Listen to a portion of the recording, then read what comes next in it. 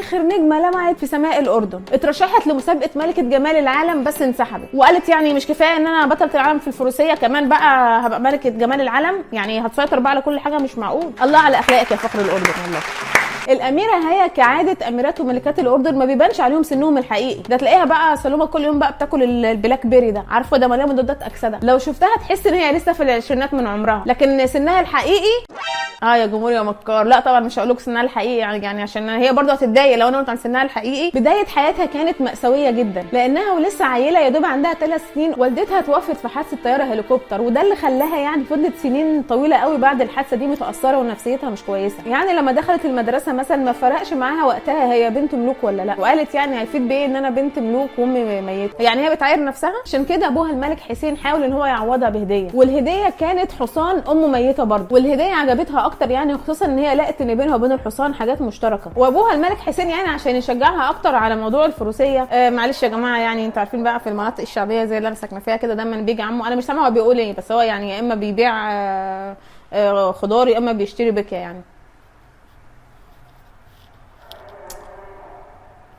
قال لها ان امها كمان كانت بتحب رياضه الفروسيه، وده اللي خلاها يا جماعه يعني انها تحترف في الفروسيه وتاخد ميداليات بالهبل، وكمان مسكت الاتحاد الدولي للفروسيه لمده 5 سنين. وده يا جماعه يعني اللي ما يعرفش منصب كبير قوي هناك، حاجه كده زي انفانتينو في الكوره. بالمناسبه يا جماعه يعني لو تفتكروا احنا قبل كده برضه لما اتكلمنا عن الاميره ايمان برضه، وقلنا ان هي يعني مشتركه برضه مع عمتها في هوايه الفروسيه، واضح ان هي يا جماعه فعلا رياضه الملوك. وكعاده امراء واميرات يعني الاردن، درست بقى الاميره هي في بريطانيا التعليم بقى الابتدائي والاعدادي والثانوي والجامعي كله بقى هناك، وتخصصت في الاقتصاد والعلوم السياسيه في جامعه اوكسفورد. الله شفتني وانا بقول اوكسفورد، خلي بالك انا زياره اوروبا دي مأثره عليا في الاكسنت. وفي مره كانت الاميره هي مشتركه في بطوله للفروسيه في دمشق، وهناك قابلت حب حياتها المرشح الاول لرئاسه سوريا بعد ابوه، وهو باسل الاسد. الحقيقه يعني يا جماعه خليني اقول لكم ان باسل الاسد دخل للاميره هي من ثغرات، قال لها انت عارفه بقى ان انا بحب رياضه الفروسيه جدا، ده انا بدعمها بملايين الليرات يا خراشي، بيدخل لي من ثغرات، خلينيش بقى اقول لك على الكبيره بقى، ده انا كمان نقيب ومش بعيد قريب قوي ابقى رئيس الجمهوريه. فيعني كمان يعني يا جماعه خليني اقول لكم ان هو كان صاحب ابوها، فالحوار يعني مشي زي سكينه في الحلاوه، انت بقى صاحب ابويا ومهتم بالفروسيه ودخلت لي من ثغراتي. فخليني يا جماعه هنا برضو يعني يحضرني سؤال، هل علاقه الارتباط دي مثلا كان فيها مصلحه؟ يعني مثلا هي عشان هي مثلا بنت ملك الاردن فهتتخطب مثلا لابن رئيس سوريا مثلا، فهل هنا مثلا كان في حاجات تخليهم ان هم يحاولوا يقربوا من بعض، مثلا يعملوا مثلا الاردن وسوريا مثلا جمهوريه واحده او يعملوها حاجه واحده؟ ده بقى جواز الصالونات بقى بتاع الاسر بقى عندنا في الصعيد يا جماعه، يعني زي مثلا ايه تلاقي مثلا ايه الواحد مثلا ايه يبوس كده يلاقي ولد بقى عنده 18 سنه وبنت اخوه مثلا جابت 12 سنه، يقول لك يا عم نجوزهم يا عم، هي عندها حته جرات ارض هتورثوا بكره وبعده مثلا. طبعا انتوا عارفين يعني ان احنا في الصعيد ما بيدوش العيال البنات الورث، لا ما تبصيش انا خدت الورث بتاعي، نعم انا ما بعتوش عشان انا مش هينفع ابيعه دلوقتي، بس الحقيقه يعني يا جماعه انا قريب ناويه ابيعه علشان انا عندي الريتش على الله، وناويه ان انا اعمل حمله اعلاميه للصفحه بتاعتي. المهم يا جماعه فهم هل مثلا مفكروا زي كده برضو ان احنا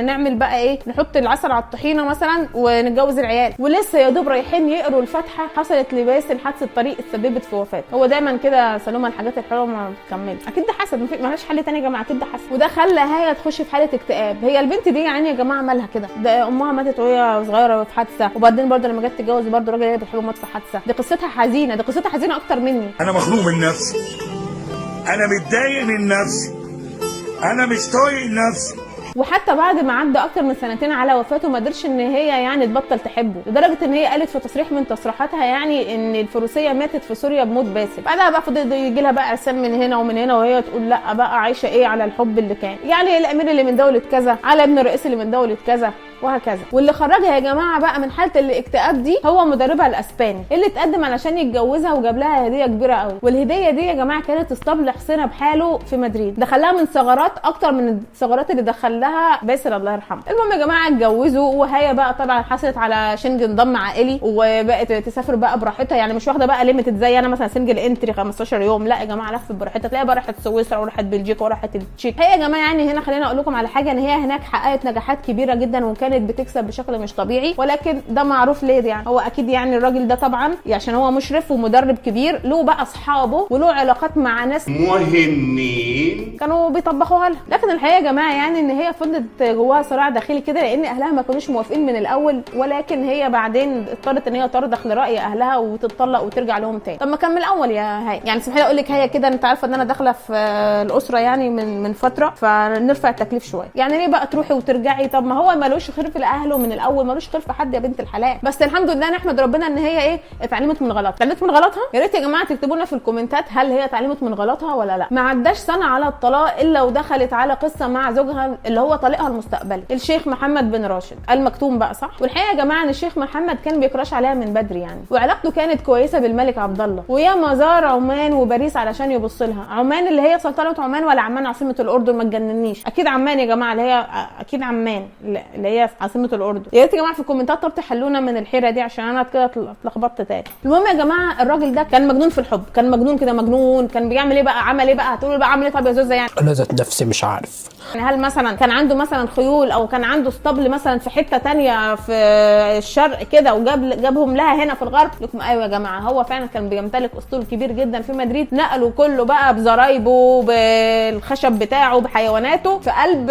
الامارات عشان خاطر عيونها ورضاها بقى. ده كمان يا جماعه ده مش اي خيول، ده خيول مصريه اصيله وخيول عربيه ويعني غاليه. انا بخاف بقى يا جماعه من الحب المجنون ده يا جماعه، فعلا والله ده حب مجنون يعني. لو تلاحظوا برده ان قصه الحب دي برده المجنونه انتهت نهايه مجنونه. واخيرا قدر العريس ان هو يقابلها في ماتش ودي وقال لها على فكره بقى خلي بالك بقى انا بفهم في الخيول وهغلبك. ورغم تفوقها يا جماعه يعني دي برده يعني بطله عالم، رغم تفوقها الواضح عليه يعني، الا انها سابته يغلبها يعني عشان ما تكسفوش. قالت برده انا مش هكون السبب في ان انا ابوظ العلاقات الاردنيه الاماراتيه. لو نفتكر برضو يا جماعه ان كل برضو بنات العيله المالكه بيخلوا بالهم من الحفاظ على العلاقات بين الاردن وبين الدول الشقيقه. لو تفتكروا يا جماعه معايا برضو الاميره رجوه لما اتجوزت برضو الامير حسين لما طلب يخرج معاها، برضو قالت كده، برضو قالت لصاحبتها لازم اخرج، مش هينفع يبقى عايز يقابلني واقول له لا، هيقول بقى يرجعوا بقى يتخانقوا معانا ويزعلوا. لا يا جماعه خلاص احنا هنحافظ على العلاقات. المهم يا جماعه بعد ما خلص السباق تخيلوا بقى العريس يقول لها ايه؟ قال لها انا اتجوزت كتير قبل كده، بس انا دلوقتي لما شفتك حسيت ان انا ما اتجوزتش قبل كده.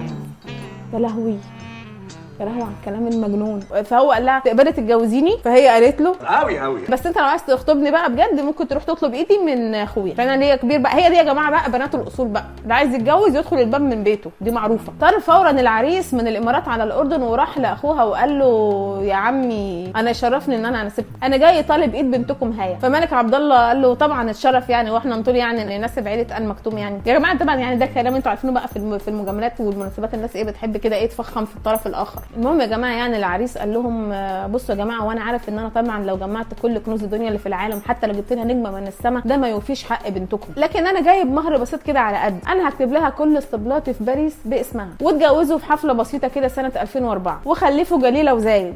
زايد ده انتوا مراتيين جدا يعني. الشيخ زايد طبعا يعني يا جماعه، طبعا الشيخ زايد اي حد يسميه يعني. احنا عندنا هنا برضو مدينه الشيخ زايد وعندنا تمثال كبير للشيخ زايد، معروف يعني، معروف حب لمصر. مصر تاويهم، مصر ترحمهم، مصر تعلمهم، مصر هي ام العالم.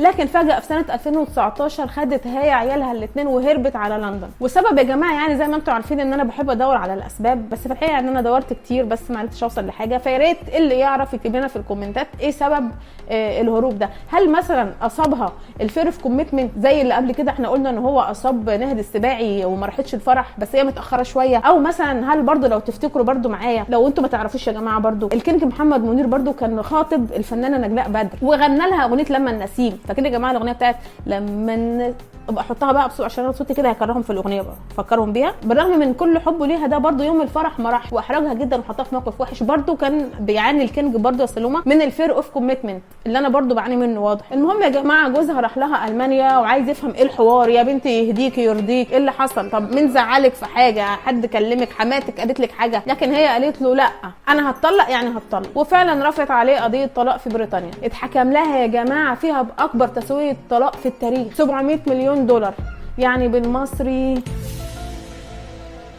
الحقيقه يا جماعه ان الاميره هي محبوبه من الشعب الاردني كله، ده سبب اعمالها الخيريه المستمره واللي ما بتخلصش. يعني مثلا في الاردن عملت جمعيه خيريه اسمها تكيه ام علي، ودي مختصه بمكافحه الجوع، وده بسبب ان ده الاسم اللي كانت امها الله يرحمها بتتندى بيه، وعينتها الامم المتحده رسوله للسلام سنه 2007، وبعدها ساهمت في توصيل المساعدات والمعونات لكل المحتاجين على مستوى العالم. اي واحد فقير ما عندوش فلوس اجيب له بيت ويكون غني. والحقيقه ان هي سرقت قلوب اهالي افغانستان بعد ما ساعدت المتضررين من السيول هناك، عشان كده اخذت لقب اميره القلوب. يا ريت يا جماعه الحاجات اللي احنا سالناها في الحلقه يتردوا عليها في الكومنتات بجد، عشان انا فعلا محتاره. ويا ريت يا جماعه برده في الكومنتات تشاركونا برايكم، هل شايفين مثلا ان الاميره هي بعد الطلاق دلوقتي مثلا، بما ان هي دلوقتي معاها عيلين، يعني هل هي هتحب تدخل في قصه جواز ثانيه ولا هتقعد بالعيال؟ هل هي هتحب تدخل قصه جواز ثانيه او رابعه ولا هتقعد على العيال؟